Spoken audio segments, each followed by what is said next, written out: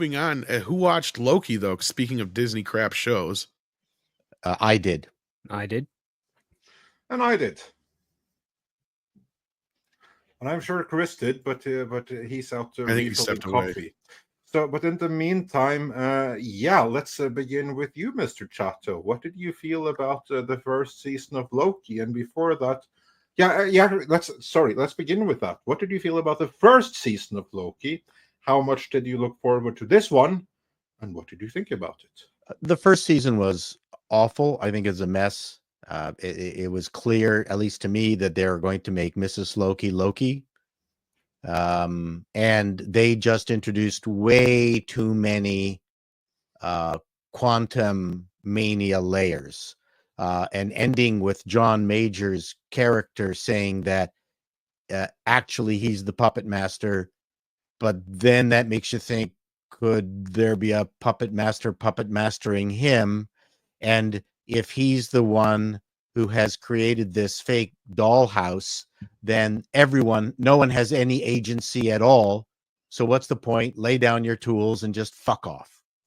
Like that was the problem with season one. I think they were too clever by half. I thought the first episode, and I liked it more than Az did, primarily because it had a real Douglas Adams, Dirk Gently feel to it. I went, okay, this feels like a completely new group of writers, directors, producers. It was. So it felt that way. I went, and when Luke went out, or whatever his name is, went out in that stupid suit and had it taped up, the whole first half of it, they were backtracking and trying to negate most of the damage from season one. Then when they got the guy from Something Everywhere All at Once. I'm sorry, I wish I could remember this Academy You were Award close. name. You were close. It's Everything Everywhere All at Once. Yeah, and I only know that because I had to sing a song with the title.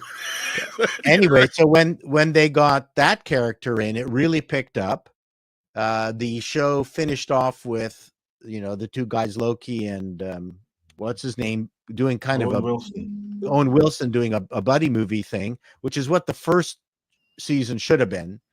We know that the wife is, she's working at McDonald's, but I felt that it was quite slick. I thought it was very cinematic. It had an opening reminiscent of The Fifth Element, with the taxi, with him landing on the taxi and then crashing through the window, and then the whole thing where he was flipping between the past and the present, and as soon as he informed the past, the person in the present suddenly understood what they remembered, is very Dirk Gently. That's like right out of Dirk Gently. So I found that, maybe they're going to try to fix things in another couple of episodes, and it might be back on some kind of interesting track. I was not offended by the show.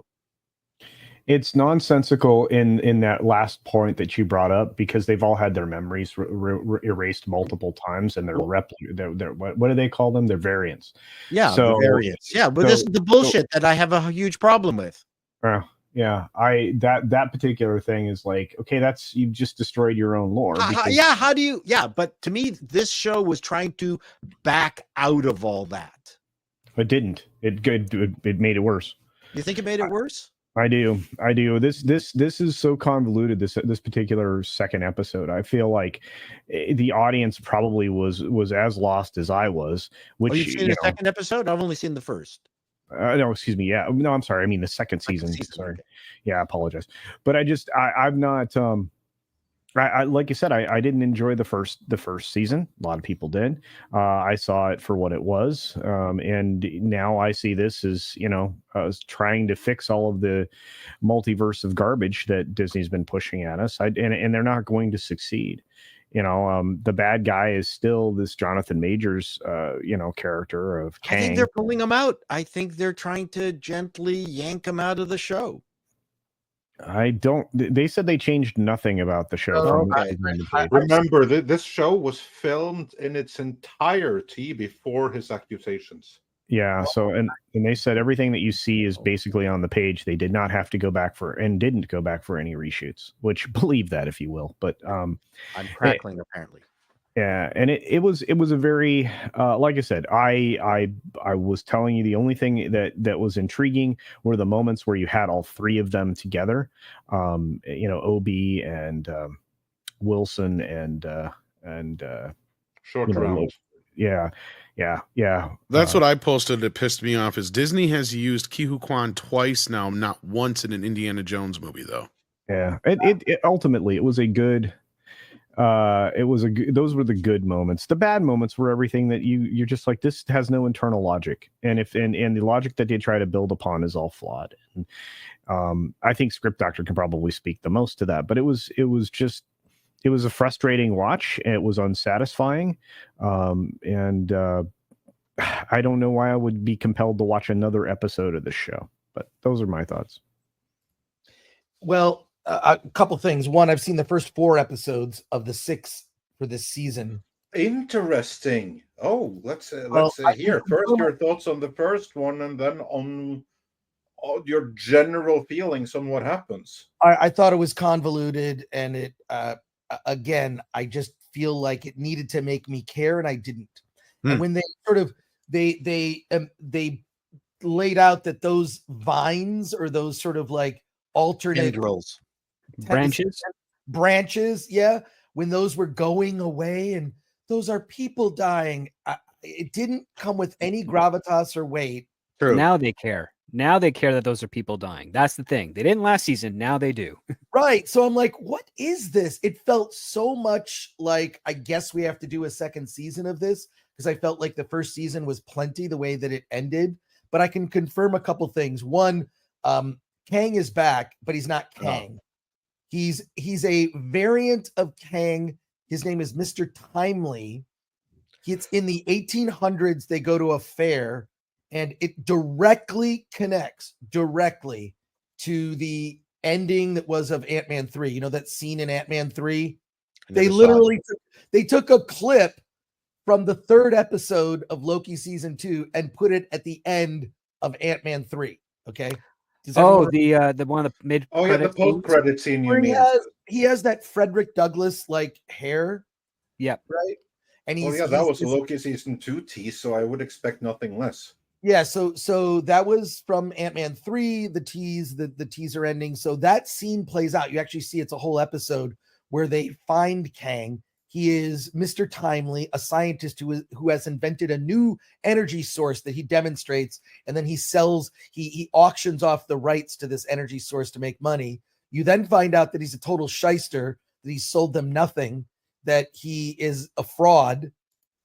In that way, still someone who appreciates science, but a fraud in that sense. Gets involved with, basically what they need is Kang's essence to be able to accomplish some stupid task without getting a little too spoilery, but it's played out incredibly stupid, and there's only 2 episodes left. So I don't know, there's just something about it that just I'm failing to care or connect. I think a lot of it has to do with the universe. I feel like after Endgame, everything that really mattered in that universe, grounded by Steve Rogers and Tony Stark, is gone. And I don't know what they say when the new Avengers, who are the new Avengers even going to be? Every time they introduce a new hero, it's your new favorite Avenger. Let me decide that, Disney marketing. But I'm not, it's the only thing holding the show together to me. Tom Hiddleston is great. He's really great. I'm sorry. He's a very good actor. And he is. Yeah. He's just not playing Loki in this. That's the problem.